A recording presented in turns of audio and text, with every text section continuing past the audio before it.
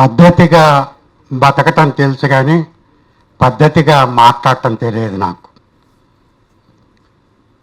ఇప్పుడు చక్రధర గారు అన్నట్లుగా దళిత వ్యతిరేకులంతా కూడా చంద్రముఖులే. ఈ పుస్తకం చదివితే వాళ్ళు గంగలు అవుతారని ఆయన చెప్పిన దానికి భిన్నంగా నేను అనుకుంటున్నాను. ఒక చిన్న ఉదాహరణ చెప్తాను. పుస్తకంలో చాలా విషయాలు ఉన్నాయి. రెండో విషయాలు, ఒక అగ్రవర్ణానికి సంబంధించిన అయ్యవారు అడుక్కోవటానికి ఇంటి ముందుకు వస్తే ఇంట్లో వాళ్ళు అయ్యగారు వచ్చారు ఏమన్నా పెట్టు అంటాడు. అదే పని మీద ఒక కింద కులాల వాళ్ళు వస్తే బిచ్చగాడు వచ్చాడు అడిగి ఏదైనా ఇయ్యి అంటారు. ఒకటే పని, ఇంటి ముందు చేయి దాచి అడుక్కోవటానికి వచ్చాడు. అడుక్కున్న పెద్ద కులం అయితే అయ్యగారు అంటారు, కింద కులాలు అయితే అడుక్కు తినేవాడు వచ్చాడేమో అని పెట్టు అంటారు.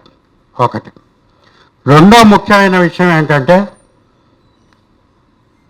ఈ దేశంలో ఎంత బలహీనంగా అయినా ఒక కమ్యూనిస్టు భావజాలం ఉంది కాబట్టే 1980 నుంచి అయినా కనీసం మన తెలుగు రాష్ట్రాలకు సంబంధించి దళిత పోరాటాల ఉవ్వెత్తున చెలరేగటం జరిగింది.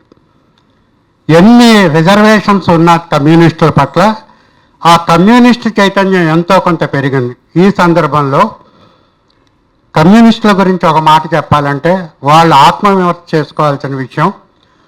ఒకప్పుడు గుడిసెల మీద ఎర్ర జెండాలు ఎగిరేవి, మేడల మీద కాంగ్రెస్ జెండాలు ఎగిరి క్రమేపీ ఏమైపోయిందంటే, గుడిసెల మీద కాంగ్రెస్ జెండాలు,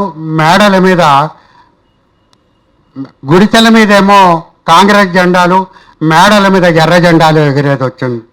ఎందుకంటే ఈ వర్గ పోరాటం, క్లాస్ అండ్ కాస్ట్ తీసుకునే క్రమంలో ఇక్కడ ఉన్నటువంటి కులం అనేటువంటి దాన్ని చాలా స్పష్టంగా గుర్తించడంలో అంబేద్కర్ చెప్పిన ఒక 60 సంవత్సరాల తర్వాత కానీ కమ్యూనిస్టులు మేల్కోలేకపోయారు. ఎందుకంటే ఇది పునాది ఉపరితలంలో, పునాదిలో భాగం కులం, ఉపరితలంలో కాదనుకున్నారు. 60 ఏళ్ల పోరాటం తర్వాత కులం అనేది ఉపరితలంలో భాగం కాదు, పునాదిలో భాగం. కాబట్టి మనం కులానికి వ్యతిరేకంగా పోరాటం చేయాలి, క్లాస్ స్ట్రగుల్, క్యాస్ట్ స్ట్రగుల్ రెండూ చేయాలన్నారు. కానీ మనసు పెట్టి కమ్యూనిస్టులు ఇంకా ఆ పోరాటాన్ని కొనసాగించడం లేదు. అదే సమయంలో దళితులకు అన్యాయం చేస్తున్నది క్షమించాలి. ఎవరంటే అగ్రవర్ణాలకు మించి దళిత నాయకత్వం చాలా ద్రోహం చేస్తుంది. ఏ దళిత నాయకుడినైనా చేయండి, ఒక్కో నాయకుడు అధికారంలోకి వచ్చినప్పుడు ఆ సంకలో కర్రలాగా మారిపోతున్నారు తప్పితే విడిగా వచ్చే దళితుల కోసం నిలబడి ఉండటం లేదు.